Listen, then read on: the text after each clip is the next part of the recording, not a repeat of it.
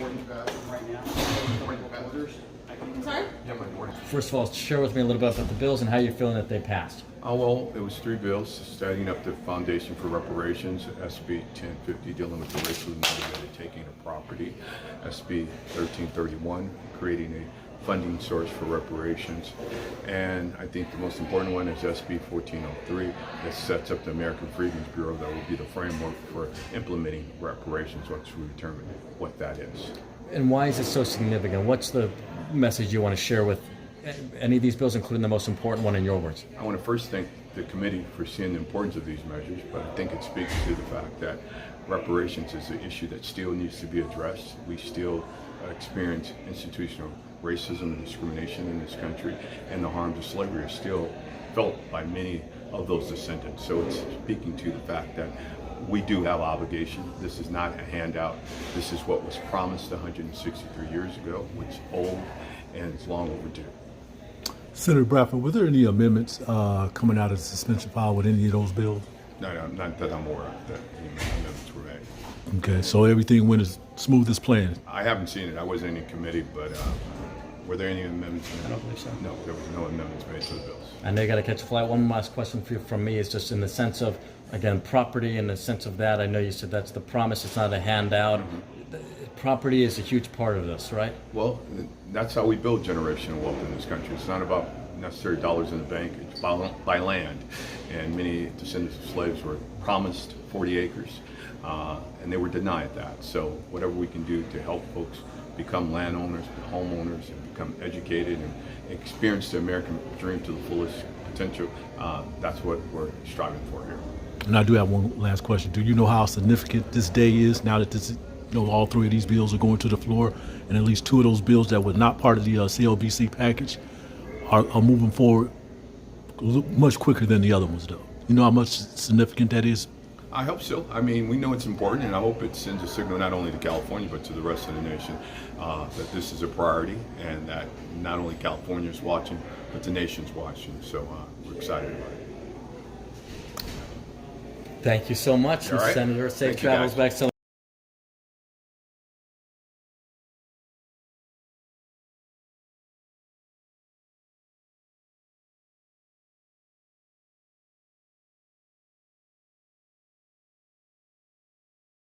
Yeah, that would be great. For like us cameras. Yes.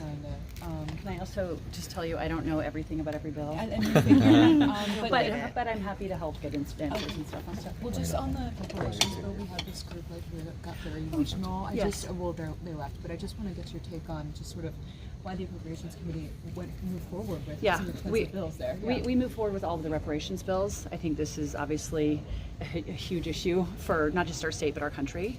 It's a long time we have a real direct public policy conversation about it, and we felt it was important to move the bills through this committee so we can continue to have that conversation. So you understand the historical significance of today, this moving to the Assembly floor? Yeah, and I was proud to move the bills through. Just a really quick question on the self-checkout bill.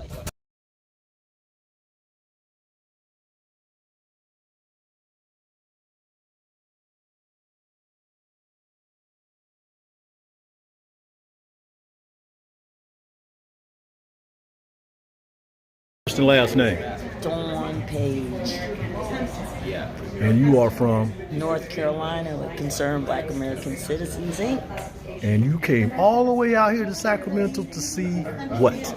I came to see history. I came to attend the suspense hearing where Senator Bradford's reparation bills would be heard, 1403, 1331, and 1050, and just wanted to be here to support, to make sure that the legislature knows that, we are listening and watching, and we want this and we deserve this, and I'm just ecstatic with the outcome today. Mm-hmm. And what was it like, sitting in the in the hearing, appropriation hearing, Assembly Appropriation Committee, hearing those words come out of Assemblywoman Buffy Wick's mouth, saying these bills passed to move on to the floor, the Assembly floor? It was surreal. It was surreal. It was like we didn't really want to move.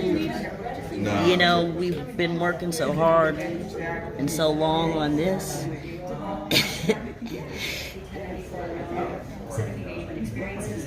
and excuse me, Yes. for it to pass so quietly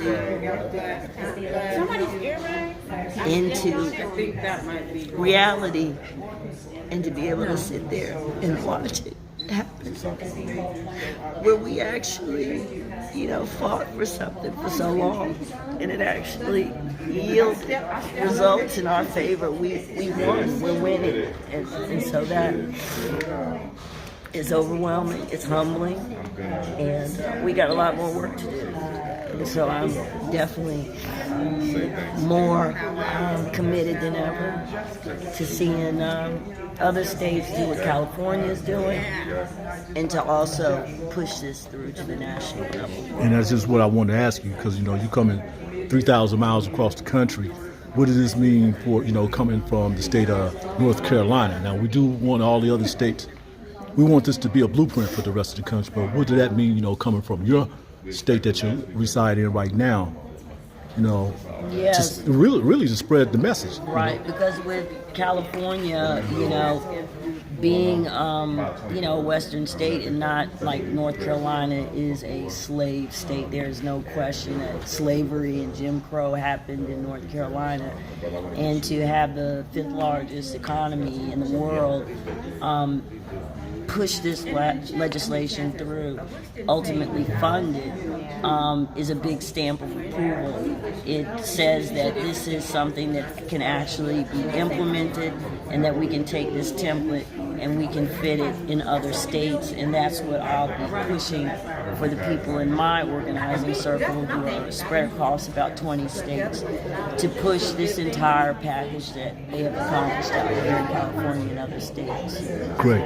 So what is your next move after today? I understand what your plans are far in the future, but what is your plan after hearing this? Will you be staying around or coming back for the assembly vote? I actually was only able to get free. I had to, make a decision on which time I would try to come, and I figured that today was the most important day, because if today didn't happen, there wouldn't be a next week. So I wanted to come here, and right after this, we're going to do a little celebrating, but I intend to start meeting with my state senator, my North Carolina Legislative Black Caucus, to show them what's happening in California and to get to work on implementing it all there. All right. And I know there's, some political activities going on, in your state. The lieutenant governor is running, Yes. For the governor, and, and with the elections and everything that's going on too. So I'm glad you were able to, to take some time out to come